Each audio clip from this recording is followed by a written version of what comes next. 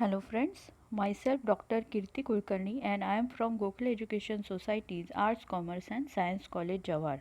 So friends, I welcome you all for the FIBSc Foundation course semester 2 lecture of concept of liberalization, privatization and globalization.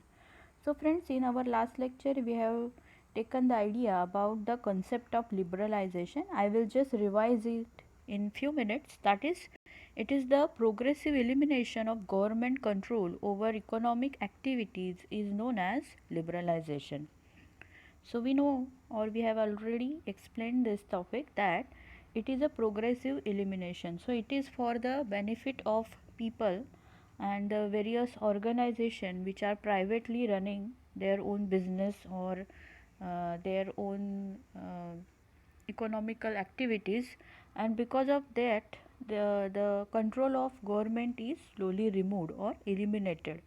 So we have also discussed about the various impact of liberalization, that is it impact our economic collapse, cultural collapse and increasing inequalities. So actually this concept was not that much working. Then we have also discussed about the concept of privatization.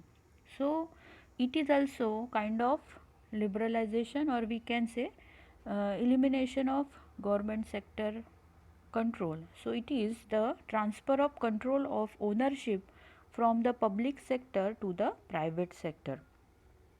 So we have also discussed about what is the need of adopt the privatization policy. So अलग अलग चीज़ों के लिए अलग अलग चीज़ों के लिए हम लोग क्या करते हैं, गवर्नमेंट का जो कंट्रोल है वो रिमूव कर देते हैं और जो पब्लिक सेक्टर का ओनरशिप है वो प्राइवेट की तरफ हम लोग मोड़ देते हैं. सो actually to remove the burden on from government, then encourage the entrepreneurship, trim the administrative responsibilities and help the government for proper functioning. So these are some of the advantages of privatization, because of which actually some kind of advantages or advantage we can see through privatization. Actually what happens, there are also some flaws, or we can say there are also some problems regarding privatization. Very first problem is public sector equity shares sold at much lower price. ये हम लोगों ने explain किया हुआ है कि public sector के जो इक्विटी शेयर्स है वो बहुत कम प्राइस में बिके जाते हैं. Then government use the capital received from this investment for financing its own revenue deficit. ये भी एक बड़ा प्रॉब्लम है. And finally disinvestment of PSU, that is public sector, led to reduction in employment. सारी जो चीज़ें हैं वो प्राइवेट हो जाने की वजह से क्या होता है, एम्प्लॉयमेंट भी कम हो जाता है. So these are some flaws of we can say privatization. So then there is concept of globalization, we can say. But before that we will just see what are the different guidelines which are given for privatization. Okay, so privatization अगर किसी चीज़ में करना है तो हम लोगों को कैसे गाइडलाइन फॉलो करने पड़ते हैं. Okay, so very first guideline is only the non performing PSUs should be privatise. सारे PSU जो है उसने हम प्राइवेटाइज नहीं कर सकते. जिनका परफॉर्मेंस अच्छा नहीं है, जिनके पास से अच्छा बेनिफिट या प्रॉफिट नहीं मिल रहा है, ऐसे ही सेक्टर हम लोग प्राइवेटाइज कर सकते हैं. Then unfortunately the government sold even the profit making unit to private sector. Sometimes what happens, to remove the burden or to eliminate the burden, financial burden, administrative duties, good profit making unit is also sold. Sometimes it happens. Also the second important guideline is that the important reason for privatization is desire to minimize the budget deficits. मतलब economy में मतलब money control या फिर इसमें loss आ रहा है तो हम लोगों को या फिर गवर्नमेंट को प्राइवेटाइजेशन करना पड़ता है. Then in case of most of the PSUs of which privatisation was underpriced, क्या हो जाता है कि कभी कभी प्राइवेटाइजेशन के वजह से अच्छे अच्छे पब्लिक सेक्टर जो है वो अंडर प्राइज हो जाते हैं. So valuable national assets were sold at throw away price. जो भी प्राइस मिल रही है उसमें गवर्नमेंट के जो सेक्टर है, पब्लिक सेक्टर है, वो बेच दिए जाते हैं. For example privatisation of government own Central Hotel near Mumbai Airport. So this must have been avoided. That is one of the thing. Then what happens while privatization of any PSU, the government should see that the buyers maintain all the employees even if he find it attractive to pursue the unit or purchase the unit. Otherwise what will happen, अगर आप लोग मतलब जो privatisation करने वाला है वो पहले वाले सारे जो वर्कर्स हैं उनको निकाल देगा, then there will be problem of unemployment. So actually he should continue with the same staff. Most of the time he can have some more staff, but at least 50 to 60% staff जो है वो उसने retain करना चाहिए, so that there will be no problem of unemployment. And finally, the government should not privatize natural resources like water, air, forest, lake, sea, ocean, etc.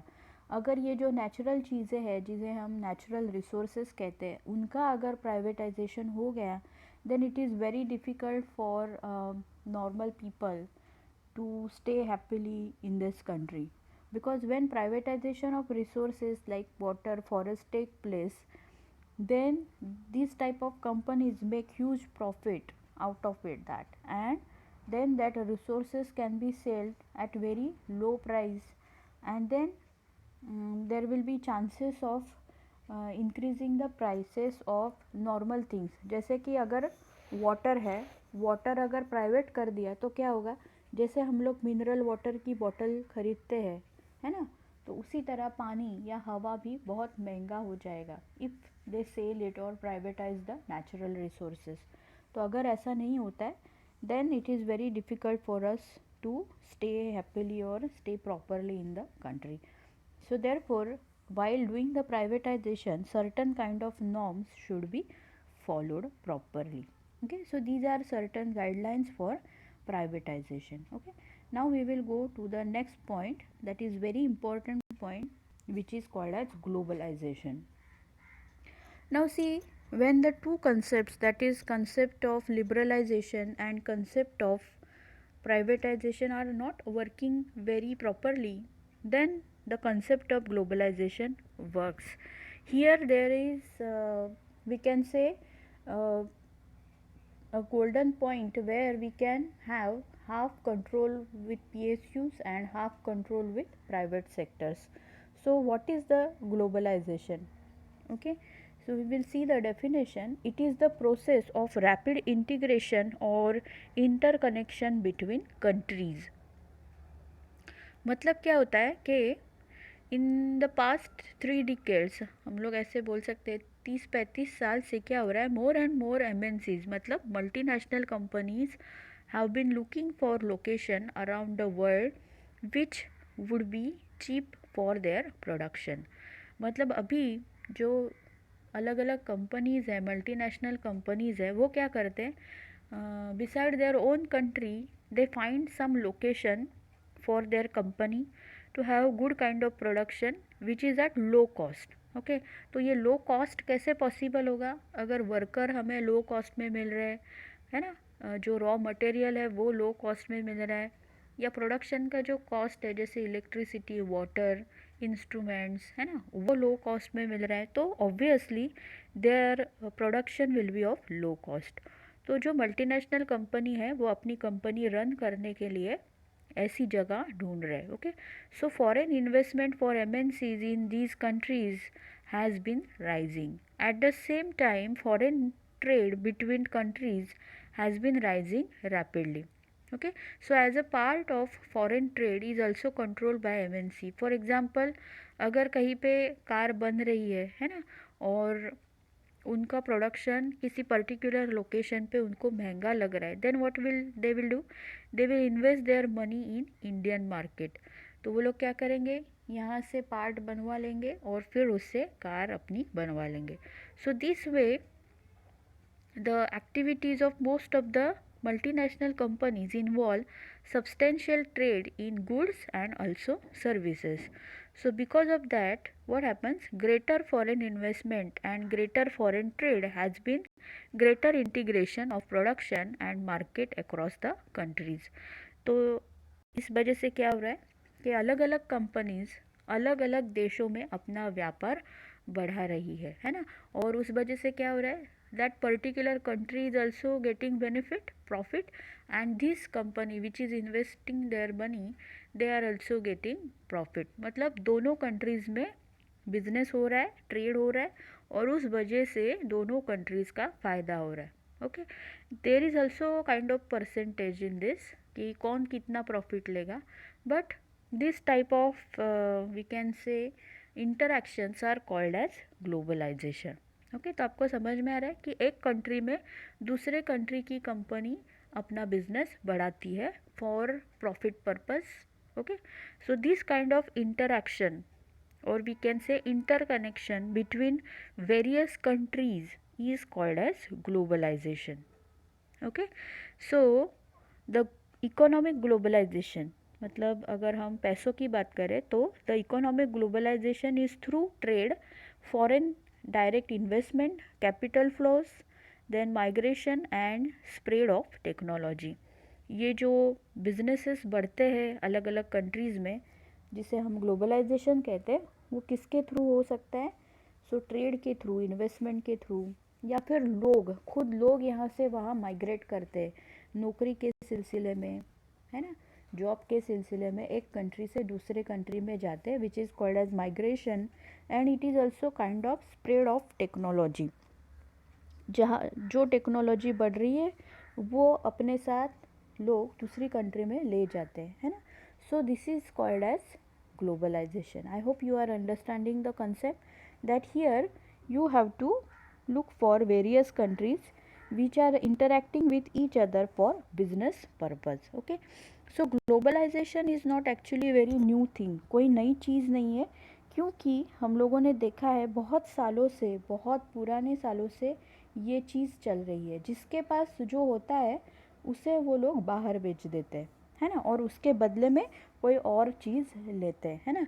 So it बिकेन from very ancient days, जहाँ इंसान को business करना या फिर उसके पास पैसा भी नहीं था, money was not in the form of coins और नोट्स, पर तब भी क्या होता था कि ये लोग एक जगह से दूसरी जगह जाके अपनी चीज़ों को दे देते थे और वहाँ से दूसरी चीज़ें ले लेते. It can be food, okay, it can be cloth, anything. So that is called as actually globalisation, जो अभी अभी अगर हम बात करें तो लेट 19th सेंचुरी में शुरू हुआ एक्चुअली. बट वो फर्स्ट वर्ल्ड वॉर के टाइम थोड़ा कम हो गया, है ना, and later on again it got hike. तो पहले थोड़ा कम होने के बाद फिर से अच्छे से ग्लोबलाइजेशन वर्कआउट हो रहा है. Okay, so according to Tom Palmer, okay, he is from the Cato Institute, he defined globalization as the elimination of state enforced restriction on exchange across borders and the increasing integrated and complex global system of production and exchange that has emerged as a result. थोड़ी सी difficult definition है, पर इसका simple meaning इतना ही है कि it is the exchange, okay, across the border. मतलब क्या है कि हमें किसी भी टाइप का रिस्ट्रिक्शन नहीं है कि हम अपना गुड्स जो है, अपना जो माल है वो कहाँ बेचे, है ना, कौन सी प्राइस पे बेचे, किस तरीके से बेचे और कहाँ कहाँ बेचे. So this type of borders are eliminated and there is increase in interconnections with the different countries, that is called as globalization according to Tom Palmer. Okay, so this type of various philosophers, they have given different type of definitions for globalization. तो हम लोग देखेंगे कि MNCs जो है, multinational companies जो है, they are playing a major role in globalisation process.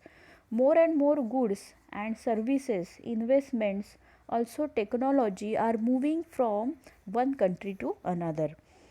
जहाँ जो चीज़ अच्छी है, जैसे हम लोग फॉरेन के चीज़ें खरीदते हैं, है ना, हमें नहीं लगता कि ये कोई फॉरेन की चीज़ है, क्योंकि वो हमें मार्केट में इतनी आसानी से मिल जाती है कि हमें लगता है कि यहीं पे बनी हुई है। लेकिन जो चीज़ें हम डेली में यूज़ करते हैं, जैसे कि सोप्स है, टूथपेस्ट है, ब्रश है, और इन छोटी छोटी चीज़ों से लेके बड़ी बड़ी कारों तक, है ना, ये सारी चीज़ें फॉरेन की हो सकती है। या there is a collaboration between foreign company and our own company, Indian company. So इस तरीके के जो कनेक्शंस है उसे हम क्या कहते हैं, globalisation. And therefore multinational companies are playing important role in this. So most of the region to the world are closer because of globalization, and they have close contact with each other because of globalization. So जैसे हमने अभी अभी कहा कि goods, services, investment and technology, इन सब के साथ साथ एक और जो चीज़ है जो ग्लोबलाइजेशन में देखी जाती है, which is also moment of people. मतलब इन सारी चीज़ों के साथ जो लोग जुड़े हुए हैं वो भी एक जगह से दूसरी जगह जा रहे हैं। Okay, so the people usually move from one country to another in search of better income, better job and better education. तो globalisation is not only for, we can say, business, okay, but it is also for education and for better life. अगर हमें अच्छी ज़िंदगी चाहिए और हमें लगता है कि किसी दूसरे कंट्री में हमें अच्छी ज़िंदगी मिल सकती है, तो people can migrate to another country. So these are also different facts about globalisation. Okay, now we will see what are the factors enabling globalisation. Okay, so क्या क्या अलग अलग फैक्टर है जिनकी वजह से ग्लोबलाइजेशन हमें देखने को मिलता है। Okay, so very first is technology, और we can say role of transport technology. Globalisation किस वजह से पॉसिबल हो रहा है ना। पहले भी अगर आप लोग यहाँ बैठे और चाहते हो कि मैं अभी से अभी किसी दूसरी जगह पे चला जाऊँ, है ना, या फिर मेरा कोई कलीग बैठा है, मेरा कोई फ्रेंड बैठा है, उसके साथ मुझे बात करनी है, पर ये हम सिर्फ दिमाग में सोच सकते हैं। लेकिन अगर हमें उसको एक्चुअल में करना है तो we need technology. Very first आप क्या कर सकते हो, फ़ोन लगा सकते हो अपने फ्रेंड को। सो फ़ोन इज़ ऑल्सो टेक्नोलॉजी। या फिर आपको खुद उठ के वहाँ जाना पड़ेगा, यू हैव टू टेक बस, ट्रेन, अगर बहुत दूर है तो आपको प्लेन में बैठ के जाना पड़ेगा। So that is called as transport technology. और ये ट्रांसपोर्ट टेक्नोलॉजी बहुत बढ़ गई है, इसीलिए ग्लोबलाइजेशन पॉसिबल है ना। पहले के ज़माने में पॉसिबल नहीं था, क्योंकि सिर्फ लोग दिमाग में सोचते थे कि अरे मुझे ऐसे करना है, पर वो करने के लिए उसके पास अच्छी टेक्नोलॉजी अवेलेबल नहीं थी। But now a days good kind of transport technology is available, because of which rapid movement of person or good is possible, and that is helping the process of globalization. जैसे मुझे यहाँ से वहाँ जाना है, मेरा जो माल है, मेरा गुड्स है, उसको यहाँ से वहाँ ले जाना है, तो उसके लिए मुझे जो जो फैक्टर्स करने कंसिडर वो मैं कर सकती हूँ, and because of that globalization is possible. Second is role of information technology. जैसा मैंने कहा है कि एक जगह से दूसरी जगह जाना या अपना माल बेचना इतना आसान नहीं है। For that information and communication technology is also important. अगर किसी जगह पे किसी चीज़ की कमी है ना, जैसे आप रेगिस्तान की बात करें, राजस्थान की बात करें, जहाँ पे पानी की कमी है, तो हम लोग वहाँ पानी पहुँचा सकते हैं। मतलब जहाँ जो चीज़ नहीं है उसके बारे में पहले इंफॉर्मेशन कलेक्ट करना ज़रूरी है, and then you have to also give the information what you want to sell there, तभी वो चीज़ वहाँ पे बिक सकती है। So therefore role of information and communication technology on globalization is very important, which is equally important like transport technology. So in recent time technology in the areas of telecommunication, computers, internet has been changing rapidly. तो अलग अलग type के telecommunication हमें पता है, जैसे कि Telegram, telegraph, telephone, है ना, and nowadays we are using mobile phone, fax, computers etcetera. So this way we can exchange the information very easily in the remote areas also. Okay, then there is facility of satellite communication, है ना. Then computers have also entered in almost all field, and therefore we are connecting with each other. Okay, so there is amazing facility of internet by which we can connect with each other wherever you are.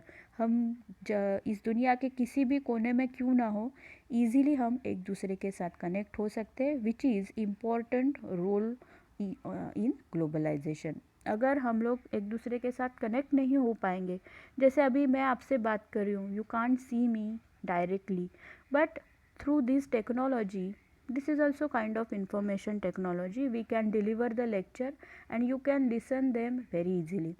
So for that globalization is very possible. Then the third topic or third factor is liberalization foreign trades.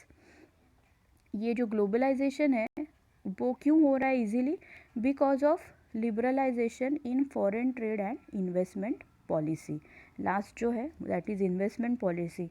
Government क्या कर रहा है कि जो अलग अलग foreign companies है या फिर मल्टीनेशनल कंपनीज़ है उनके ऊपर जो रिस्ट्रिक्शन है उनको कम कर रहा है. Okay, they are giving chance to sell their good और सेल देयर वर्कर्स. जो भी वो फैसिलिटी देना चाहते हैं वो इजीली गवर्नमेंट उनको अवेलेबल करके दे रहा है.